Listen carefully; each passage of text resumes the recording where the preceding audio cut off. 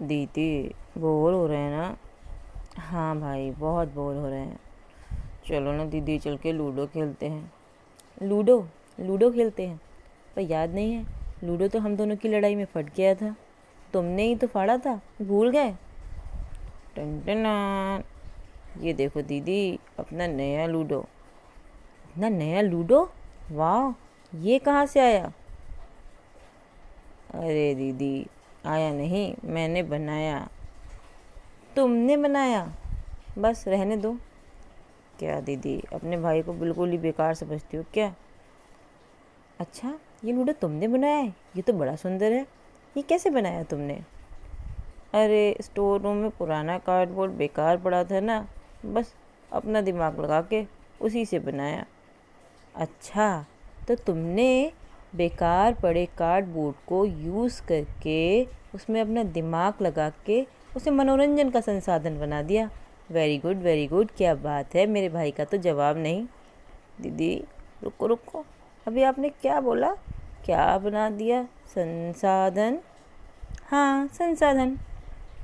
संसाधन? ये संसाधन क्या होता है दीदी? अरे, हमारे पर्यावरण में बहुत सारी चीज़ें हैं ना, जैसे वायु, जल, मिट्टी, सूर्य का प्रकाश, खनिज, रेल, सड़क, खेल के मैदान वगैरह वगैरह, जिनका हम इस्तेमाल करते हैं अपनी ज़रूरत के लिए, अपनी आवश्यकताओं की पूर्ति के लिए, तो वही संसाधन कहलाते हैं। यानी कि पर्यावरण में उपलब्ध प्रत्येक वस्तु जो हमारी आवश्यकताओं को पूरा करने में प्रयुक्त की जा सकती है, संसाधन कहलाती है। अरे दीदी, रुको रुको, इतना क्यों बोल रही हो? फिर एक लाइन में बोलो ना कि हर चीज़ संसाधन है। हाँ, हर चीज़, लेकिन भाई, वही हर चीज़ संसाधन हो सकती है जो हमारी आवश्यकताओं को पूरा करे। लेकिन इसके पीछे भी कई शर्तें हैं। शर्तें हैं? मतलब कोई चीज़ संसाधन बने उसके लिए शर्तें होती हैं। हाँ, बिल्कुल होती हैं। जैसे तुम अपने इस लूडो के गेम में शर्तें रखते हो ना, कि डबल गोटी नहीं पिटेगी और बिना पिटे गोटी घर में नहीं जाएगी। इसी तरीके से संसाधन होने के लिए भी कुछ शर्तें होती हैं। अच्छा, और वो शर्तें क्या हैं? वो पहली शर्त है कि कोई वस्तु तभी संसाधन हो सकती है जब उसको बनाने के लिए प्रौद्योगिकी उपलब्ध हो। प्रौद्योगिकी उपलब्ध हो मतलब, इस बात का क्या मतलब है? अरे मेरे बुद्धू भाई, इस बात का यह मतलब है कि जैसे कि हमारा ये बोर्ड ना, ये हार्ड बोर्ड जिसे तुमने ये बनाया है लूडो, ये स्टोर रूम में बेकार पड़ा था। तब तक ये बेकार था, किसी काम का नहीं था। लेकिन जब तुमने इसमें अपना दिमाग लगा के, तकनीक लगा के इसे लूडो बनाया, इसको यूज़ किया, तभी तो ये संसाधन बना। इसी प्रकार से जब तक किसी चीज़ को इस्तेमाल करने के लिए प्रौद्योगिकी उपलब्ध नहीं है, तब तक वो हमारे किसी काम की नहीं है। ऐसे ही तुम्हें पता है, कोयला और पेट्रोलियम भी जब तक ज़मीन के नीचे यूं ही बेकार पड़े थे, तब तक वो संसाधन नहीं थे। जब मनुष्य ने प्रौद्योगिकी लगा के ज़मीन से उनको निकाला, तब वह संसाधन बने। हाँ दीदी, और इसी पेट्रोलियम संसाधन की वजह से तो तुम मुझे स्कूटी की सैर कराती हो। हाँ, वरना अभी भी तुम ना बैलगाड़ी पे ही घूम रहे होते और उसी की सैर कर रहे होते। अच्छा दीदी, अभी प्रौद्योगिकी तो समझ में आ गया। अब ये बताइए कि दूसरी शर्त क्या है?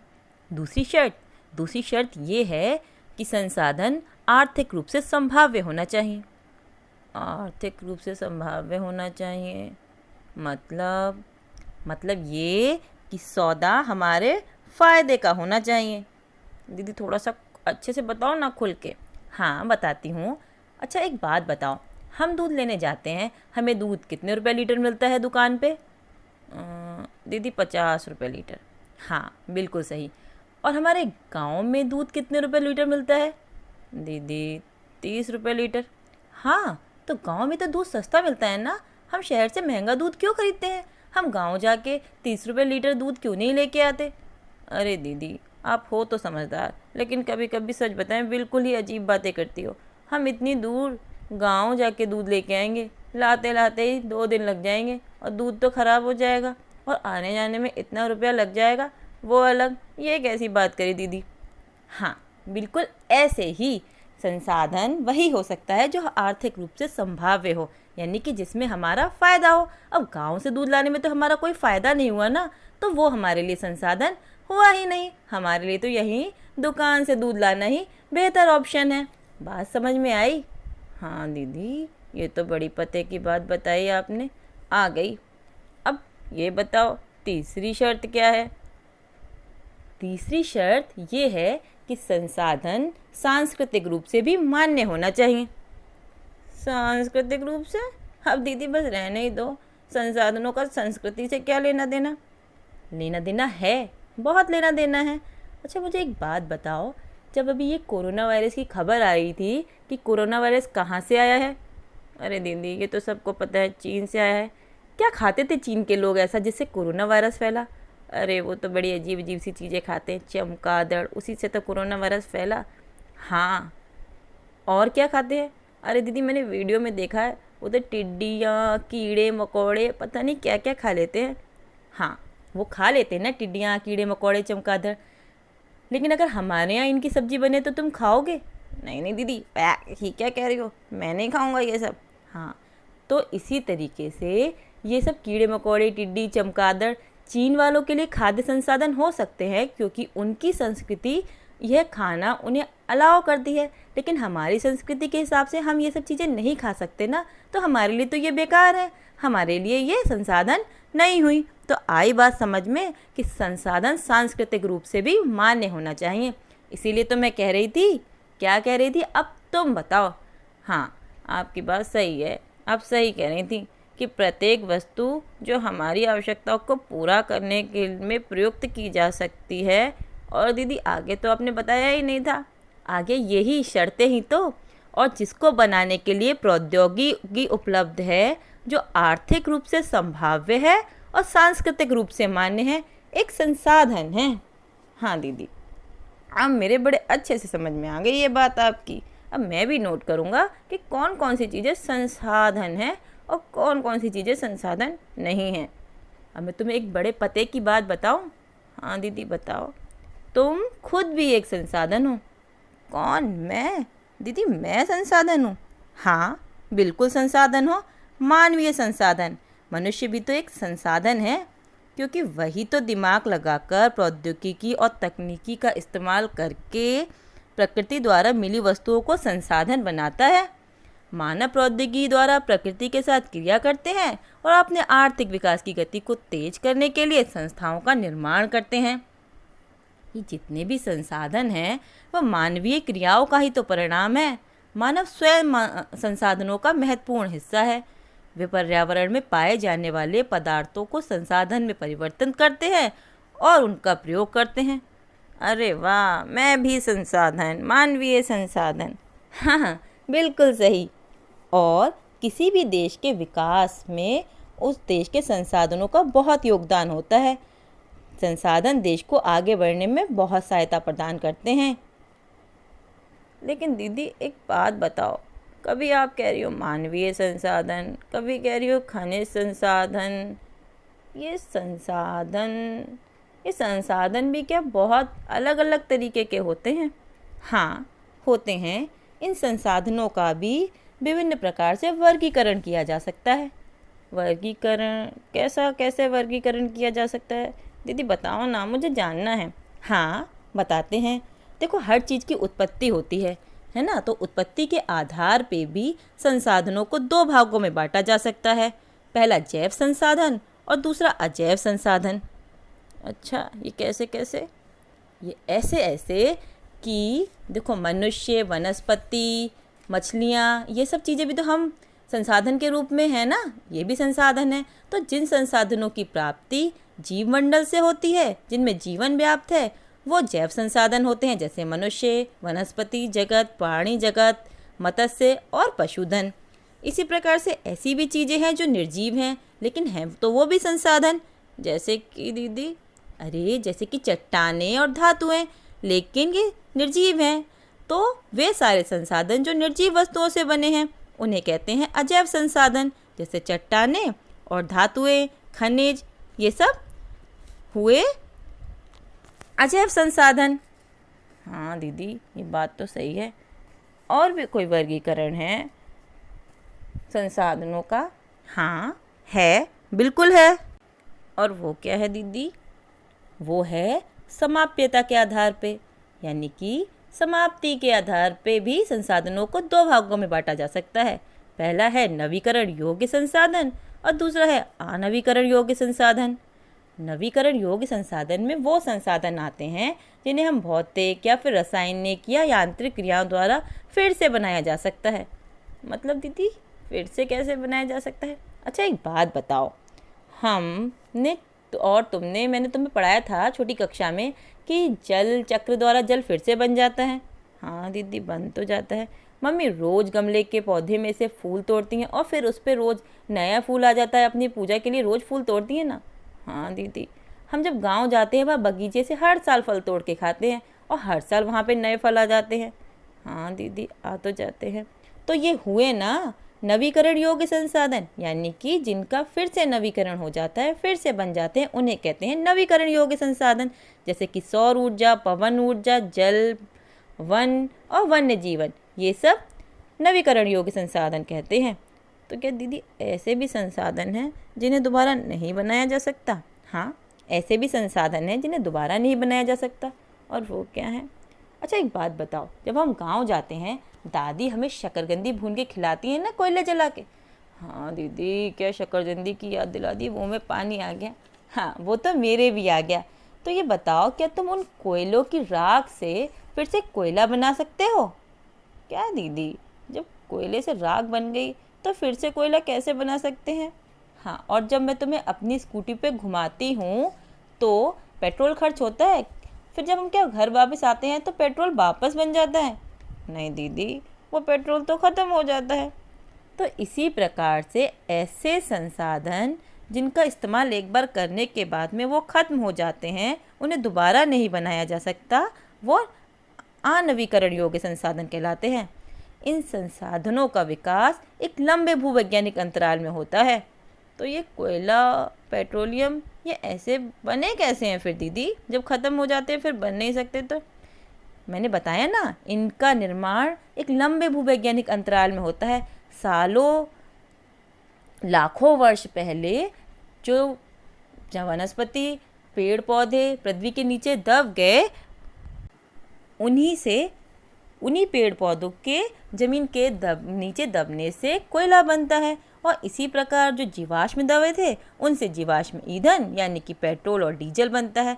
लेकिन तुम्हें पता है इन्हें बनने में लाखों साल लगते हैं, इसलिए इन्हें अनवीकरण योग्य संसाधन कहा जाता है। इसीलिए कहते हैं कि जब ये एक बार ख़त्म हो गए ना तो दोबारा नहीं बन सकते। इनका निर्माण लंबे भूवैज्ञानिक अंतराल में होता है। सारे खनिज ऐसे ही तो बनते हैं। इसलिए तो पापा कहते हैं कि पेट्रोल को सोच समझ के खर्च करो, फालतू में स्कूटी मत चलाओ, थोड़ी बहुत दूरी जाना है तो पैदल चले जाओ या फिर साइकिल से चले जाओ। हाँ अब समझ में आया पापा हमें दूध लेने साइकिल से क्यों भेजते हैं। हाँ क्योंकि संसाधनों का ठीक प्रकार से उपयोग करना ही हमारा कर्तव्य भी बनता है। अच्छा दीदी, संसाधन हमें प्रकृति ने दिए हैं तो इन संसाधनों पे तो सबका हक हुआ ना। तो फिर महेश अंकल हमें अपने बगीचे से आम क्यों नहीं तोड़ने देते? क्योंकि भाई वो बगीचा तो उनका है, उस बगीचे पे उनका हक है, इसलिए वो हमें अपने बगीचे से आम नहीं तोड़ने देते। हक के आधार पर या स्वामित्व के आधार पे भी संसाधन कई प्रकार के होते हैं। और वो कौन कौन से प्रकार हैं? देखो जैसे कि हमारा घर, हमारे गांव वाला आम का बाग, तुम्हारी साइकिल, मेरी स्कूटी, इन सब पे हमारा हक है ना। तो ये हमारी पर्सनल चीज़ें हुई। तो ये सब कहलाए व्यक्तिगत संसाधन। बहुत से किसानों के पास सरकार द्वारा आवंटित भूमि होती है, जिसके बदले में वो सरकार को लगान चुकाते हैं, लेकिन ये सब व्यक्तिगत संसाधनों के अंतर्गत ही आता है। हाँ दीदी पता है अंकल हमें बगीचे में से फल लेने तो दूर की बात है, उस बगीचे में खेलने भी नहीं देते। फिर हम जाके मैदान में खेलते हैं। हाँ क्योंकि मैदान पे सबका हक है। जो मैदान होते हैं, खेल के मैदान होते हैं, हाँ सार्वजनिक पार्क होते हैं, पिकनिक स्थल होते हैं, ये किसी एक व्यक्ति के नहीं होते, पूरे समुदाय के होते हैं। इसीलिए तो इस संसाधनों को सामुदायिक स्वामित्व वाले संसाधन कहते हैं।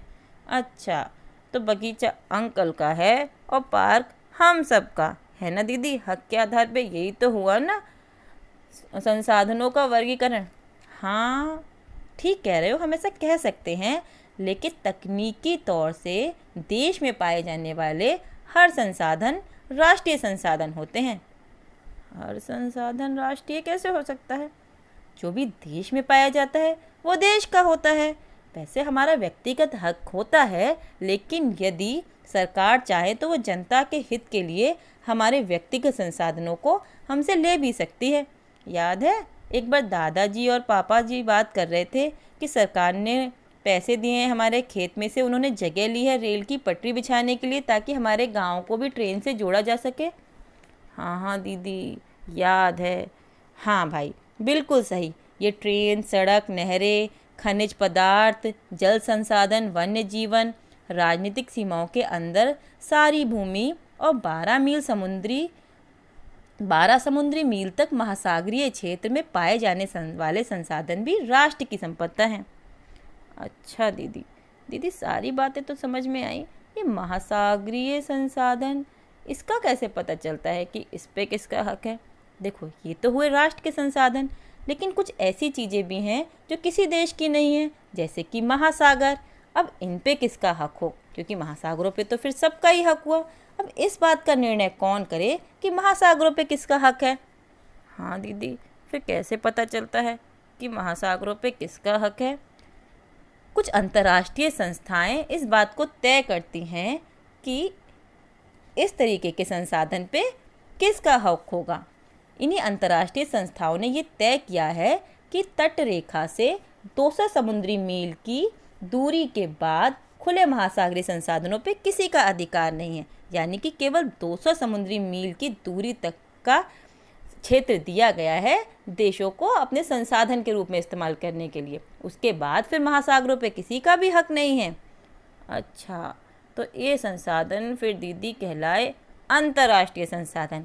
अरे वाह, तुम तो बड़े होशियार हो गए, मुझसे पहले ही बता दिया।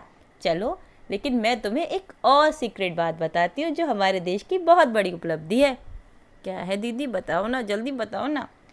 वो ये है कि हिंद महासागर, जो हमारे देश के दक्षिण में एक सागर है ना, हिंद महासागर, उसकी तलहटी से मैग्नीज ग्रंथियों का खनन करने का अधिकार है। तो 200 मील तक ही तो होगा? नहीं, उससे आगे भी है। अरे वाह दीदी, ये तो बहुत बड़ी उपलब्धि है हमारे देश के लिए। हाँ बिल्कुल है। अभी हमारे देश में बहुत सारे ऐसे संसाधन हैं जिनका हमने इस्तेमाल कर लिया है, लेकिन कुछ चीज़ें ऐसी भी हैं जिनका अभी हम इस्तेमाल करने का प्रयास कर रहे हैं। अभी पूरी तरीके से हमने उनको यूज़ करने की टेक्नोलॉजी विकसित नहीं की है। जैसे कि क्या दीदी? जैसे कि ये कि विकास के स्तर के आधार पे भी संसाधनों को बांटा जा सकता है। और वो क्या है? याद है हम एक बार राजस्थान घूमने गए थे, वहाँ पे हमने क्या एक अनोखी चीज़ देखी थी। हाँ हाँ दीदी, याद है, पवन चक्की। कितनी बड़ी बड़ी, कितनी सुंदर, कितनी अच्छी लग रही थी ना। हाँ, इन पवन चक्कियों से ऊर्जा बनाई जाती है। राजस्थान और गुजरात में पवन ऊर्जा और सौर ऊर्जा के अपार स्रोतों की संभावना है, परंतु अभी इनका ठीक प्रकार से विकास नहीं हुआ है। हाँ, वही मैं सोचूं कि हर जगह तो नहीं थी। हाँ, लेकिन इनकी संभावना तो है ना। तो इस प्रकार के संसाधन संभावित संसाधन कहलाते हैं। ये भविष्य में हम टेक्नोलॉजी और अच्छी यूज़ करके इनका यूज़ करेंगे, तो ऐसे संसाधनों को कहते हैं संभावित संसाधन। लेकिन ऐसे भी बहुत सारे संसाधन हैं जिनका हमने पूरे अच्छे से सर्वे कर लिया है, उनकी मात्रा भी हमें पता है, और ये हमें पता है कि वो कितनी मात्रा में है और कितनी उनकी गुणवत्ता है। हाँ दीदी, ऐसे भी बहुत सारे संसाधन हैं जिनका हम इस्तेमाल अभी कर रहे हैं, जिनके बारे में हमें पूरी जानकारी है। हाँ, तो ऐसे संसाधन कहलाते हैं विकसित संसाधन। इसी तरीके से एक और वर्गीकरण है विकास के स्तर के आधार पे, जिसे कहते हैं भंडार। भंडार का मतलब कि पर्यावरण में उपलब्ध वे पदार्थ जो मानवीय आवश्यकताओं की पूर्ति तो कर सकते हैं, लेकिन उनकी प्रौद्योगिकी अभी मनुष्य की पहुंच से बाहर है। जैसे कि दीदी, जैसे कि ये कि हमें पता है कि जल जो होता है वो 2 गैसों हाइड्रोजन और ऑक्सीजन का यौगिक है। हाँ दीदी, ये तो मैंने पढ़ा था, जल का फॉर्मूला H2O। हाँ, H2O ही होता है। तो दो दो दो गैसों का यौगिक हुआ ना जल। हाँ दीदी, हुआ। तो हम इससे ऊर्जा बना सकते हैं, लेकिन अभी इसको बनाने की तकनीकी हमारे पास है नहीं, तो इन्हें कहते हैं भंडार। इसके अलावा एक और है जिसे कहते हैं संचित कोष। संचित मतलब जैसे हम अपने पिगी बैंक में रखते हैं चीज़ें संभाल के, वैसे ही। हाँ, बिल्कुल वैसे ही। ये संसाधन भंडार का वो हिस्सा हैं जिन्हें बनाने की तकनीकी ज्ञान तो हमारे पास है, लेकिन अभी हमने इनका बड़े पैमाने पर उपयोग नहीं किया है। आखिर भविष्य के लिए भी तो हमें कुछ बचा के रखना है ना, तो इनका उपयोग हम भविष्य में करेंगे। जैसे कि क्या दीदी? याद है हम डैम पर घूमने गए थे, हमने वहाँ देखा था बिजली भी बन रही थी नदी के पानी से। हाँ हाँ दीदी, याद तो आया। हाँ, तो नदियों के जल से जल विद्युत हम बना सकते हैं, लेकिन अभी हम इसका सीमित पैमाने पर इस्तेमाल कर रहे हैं। इसी प्रकार बांधों में जो जल होता है, वन है, ये सब भी सिंचित कोष हैं। इनका उपयोग हम भविष्य के लिए करेंगे। क्यों दीदी, इतनी बचत करने की क्या ज़रूरत है? इतने सारे तो संसाधन बताए आपने, फिर दिल खोल के खर्च करो ना। नहीं नहीं, दिल खोल के नहीं खर्च करना है, संसाधनों का सही प्रकार से उपयोग करना है। अगर हमने संसाधनों का ठीक प्रकार से उपयोग नहीं किया तो पता है पारिस्थितिकी संकट पैदा हो सकता है। अच्छा, इसीलिए पापा कहते हैं ये लाइट फालतू मत चलाओ, ये टीवी क्यों पूरे दिन से चल रहा है, पानी कम खर्च करो, हर समय टोकते ही रहते हैं। हाँ, क्योंकि वो एक जिम्मेदार नागरिक है और ये टोकना बहुत अच्छी बात है। अगर हम हद से ज़्यादा संसाधनों का दोहन करेंगे तो संसाधन तो ख़त्म हो जाएंगे, आगे आने वाली पीढ़ी के लिए तो कुछ बचेगा ही नहीं।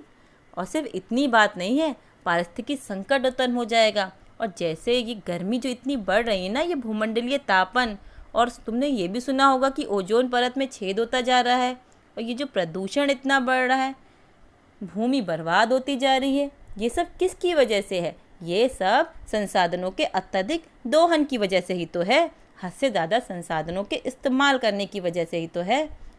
हाँ दीदी, ये बात तो आप सही कह रही हो।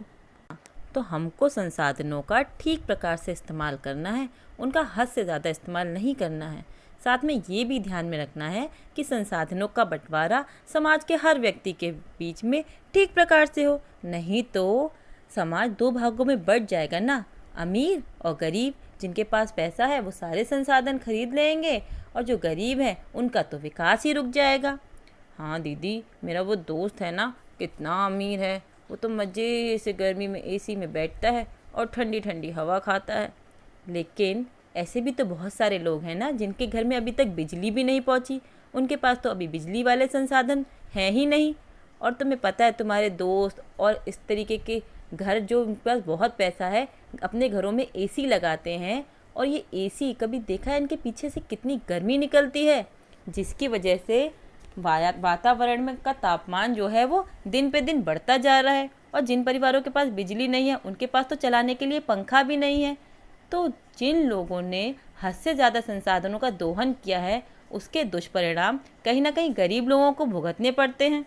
हाँ दीदी, ये बात तो आप सही कह रही हो। मैंने देखा था एक बार जब हम होटल में रहने गए थे ना, जब हम राजस्थान गए थे घूमने, तो मैंने देखा था बैल्कोनी में एसी के पीछे से तो इतनी गर्म हवा निकल रही थी। मैंने कहा ये एसी भी कमाल है, आगे से तो इतनी ठंडी ठंडी हवा देता है और पीछे इतनी गर्मी निकालता है। हाँ भाई, इसीलिए संसाधनों का बंटवारा समाज के हर वर्ग के बीच में बराबर होना चाहिए, नहीं तो हमारा भविष्य खतरे में पड़ सकता है। अगर हमें मानव जीवन के अस्तित्व को बचाना है तो संसाधन का उपयोग एक योजनाबद्ध तरीके से करना बहुत ज़रूरी है। योजनाबद्ध तरीके से करने से क्या होगा? अरे, हम कोई भी काम अगर प्लानिंग करके करते हैं तो अच्छे से होता है ना, भविष्य के लिए भी हमारे संसाधन फिर बचे ही रहेंगे। हाँ दीदी, मुझे समझ में आ गया कि संसाधनों को ज़्यादा वेस्ट नहीं करना चाहिए। अब समझ में आया पापा इतनी टोका टाकी क्यों करते हैं। आगे से मैं ध्यान रखूँगा, और अपने दोस्तों को भी फ़ोन करके जब उनसे मेरी बात होगी तो ये मैं बताऊँगा कि संसाधन, ये बिजली, ये पानी, इनको ज़्यादा वेस्ट नहीं करना चाहिए। हाँ, मेरा समझदार भाई। दुनिया के देशों ने भी इस बात को समझा और उन्होंने भी सम्मेलन किए। तो क्या दीदी ऐसे सम्मेलन हुए जिसमें संसाधनों के ठीक प्रकार से इस्तेमाल पर चर्चा की गई। हाँ, हुए हैं, बिल्कुल हुए हैं। सबसे पहला सम्मेलन तो 1992 में ही हुआ था। 1992 में ब्राज़ील का एक शहर है रियो डी जेनेरो, वहाँ पे पहला अंतर्राष्ट्रीय पृथ्वी सम्मेलन हुआ था। इसमें विश्व के 100 देशों ने भाग लिया था और ये तय किया गया, एक एजेंडा बनाया गया जिसे कहते हैं एजेंडा 21।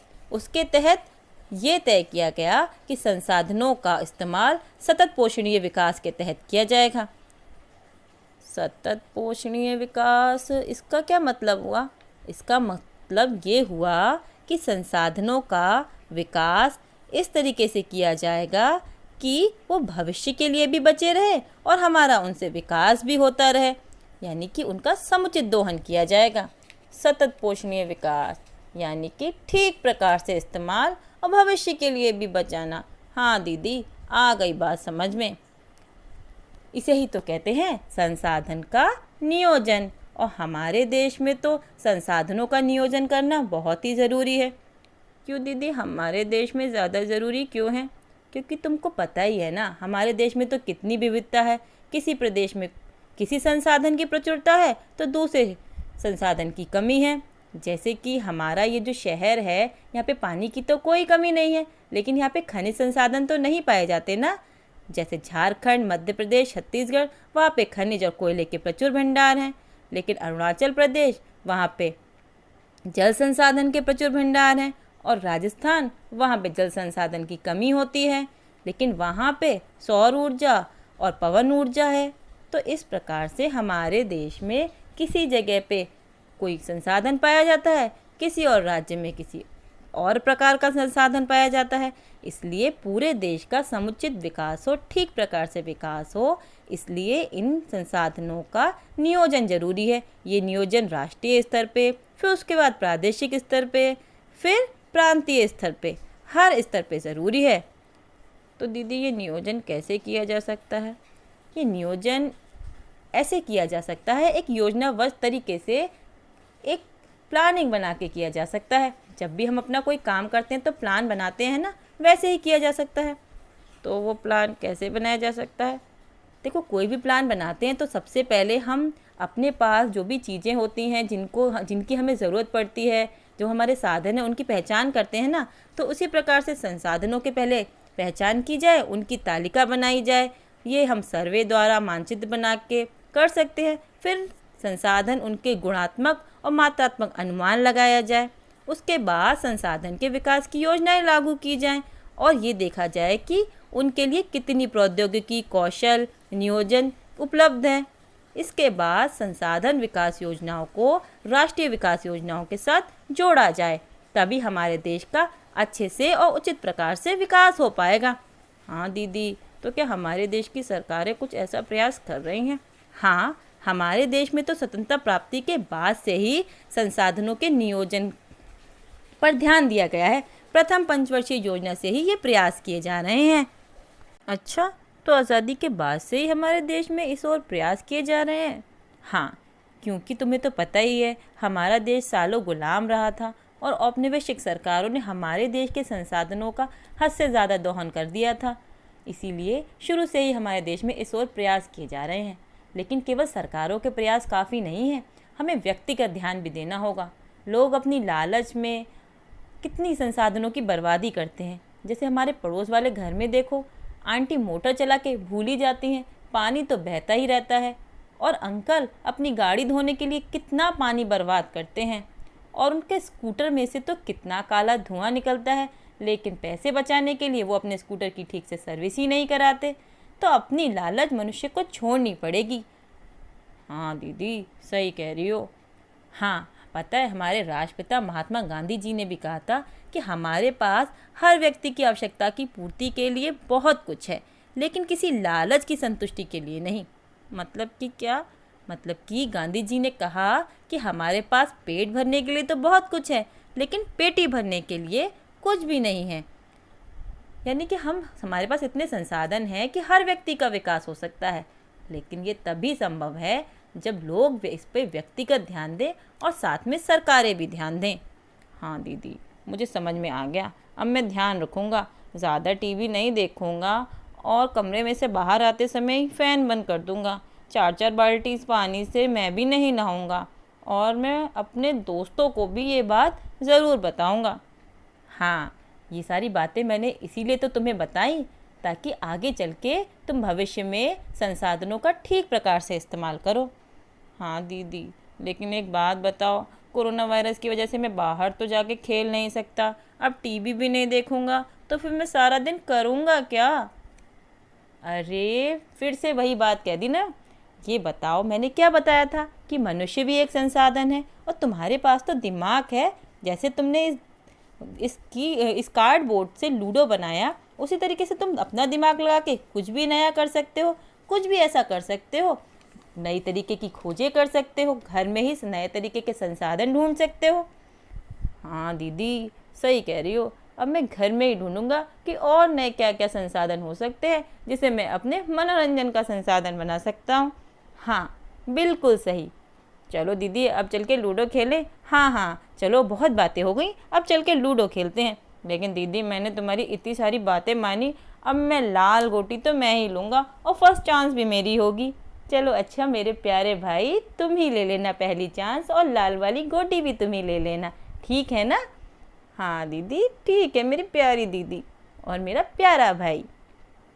प्रस्तुति तृप्ति मौर्य, सहायक अध्यापिका सामाजिक विज्ञान, राजकीय बालिका इंटर कॉलेज किला रामपुर से।